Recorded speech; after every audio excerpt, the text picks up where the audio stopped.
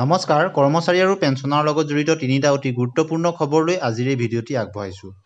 প্ৰথম খবৰটো হৈছে 1 এপ্ৰিল তাৰিখত ফাইনেন্স ডিপাৰ্টমেণ্ট অসমৰ ফালৰ পৰা এখন নটিফিকেশ্যন প্ৰকাশ পাইছে, আপোনালোকে দেখিছে।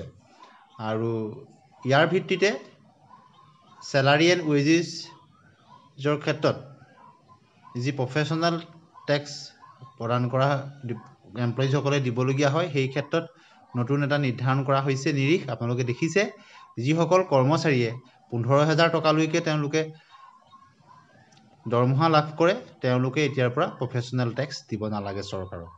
আৰু যিসকল কৰ্মচাৰীয়ে 15,000 টকাৰ পৰা 25,000 টকালৈকে তেওঁলোকে দৰমহা লাভ কৰে, তেওঁলোকে ৱেজেছ লাভ কৰে, তেওঁলোকে প্ৰতিমাহে 180 টকাকৈ দিব লাগিব। আৰু যিসকল কৰ্মচাৰীয়ে বা তেওঁলোকে 25,000 টকা বা তাতকৈ অধিক দৰমহা বা ৱেজেছ তেওঁলোকে লাভ কৰে, তেওঁলোকে 208 টকাকৈ দিব লাগিব। আৰু 1 এপ্ৰিলৰ পৰা ই কাৰ্যকৰী হ'ব। এতিয়া আহিছোঁ দ্বিতীয়টি খবৰলৈ, যে অষ্টম দৰমহা আয়োগত বেচিক চেলাৰী লেভেল অনুযায়ী কেনেদৰে বৃদ্ধি হ'ব। বিশেষজ্ঞসকলে ক'ব বিচাৰে যে লেভেল 1ত যিসকলৰ এতিয়া সপ্তম দৰমহা আয়োগত বেচিক 18,000, তেওঁলোকৰ বেচিক 21,600 হোৱাৰ সম্ভাৱনা আছে। লেভেল 2ত যিসকলৰ 19,900, তেওঁলোকৰ 23,800, লেভেল 3ত 21,700 পৰা 26,040 টকা এনেদৰে বৃদ্ধি হ'ব।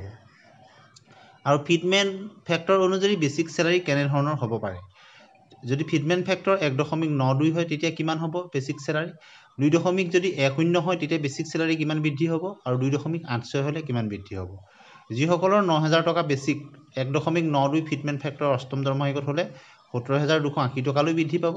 2.10 ফিটমেণ্ট ফেক্টৰ হ'লে 18,900লৈ বৃদ্ধি পাব। আৰু 25,740 টকা হ'লে হ'বগৈ যদি 2.86 ফিটমেণ্ট ফেক্টৰ হয়। আৰু যিসকলৰ 10,000 টকা বৰ্তমান বেচিক, তেওঁলোকৰ 1.92 ফিটমেণ্ট ফেক্টৰত 19,200 হ'বগৈ, 2.10 ফিটমেণ্ট ফেক্টৰত 21,000 হ'বগৈ, আৰু 2.86 28,600 হ'বগৈ। যিসকলৰ 12,000 বেচিক বৰ্তমান, তেওঁলোকৰ 1.92 23,040 টকা, 2.10 ফিটমেণ্ট ফেক্টৰত 25,200, আৰু 2.86 ফিটমেণ্ট ফেক্টৰত 34,320 টকা হ'বগৈ। যিসকলৰ 14,000 বেচিক, তেওঁলোকৰ 1.92 ফিটমেণ্ট ফেক্টৰত আপোনালোকে নিশ্চয় দেখিলে যে 16,000 যিসকলৰ বেচিক, তেওঁলোকৰ 30,720 টকা হ'ব 1.92, 2.10 33,600, আৰু 45,760 টকা হ'ব 2.86 ফিটমেণ্ট ফেক্টৰত।